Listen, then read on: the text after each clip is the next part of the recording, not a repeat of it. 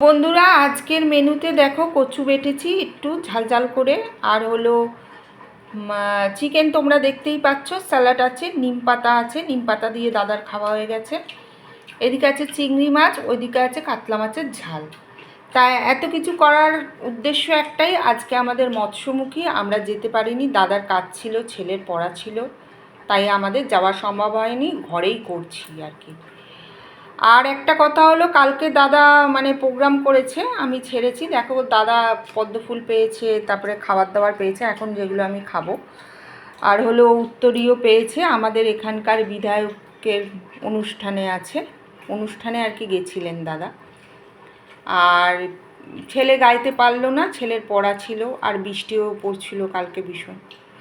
তো তোমরা আমাকে এইভাবে সাপোর্ট করো। ও আর একটা কথা, আমি যে খাবার ভিডিওগুলো ছেড়েছি, আমাদের ফ্যামিলির লোকরা হয়তো ভাবতেও পারে যে আমি হয়তো আঁশ খেয়েছি, কিন্তু না। যারা এই ফেসবুক ইউটিউবে কাজ করে, তাদের আগে কিছু ভিডিও তুলে রাখতে হয়, কোনো অসুবিধা হলে সেগুলো ছাড়ে। তো টাটা বন্ধুরা, আমি আগের ভিডিওগুলোই ছেড়েছি, আমরা মেনলি আজকে আমরা মাছ খাচ্ছি, আবার অন্য সময় আসবো।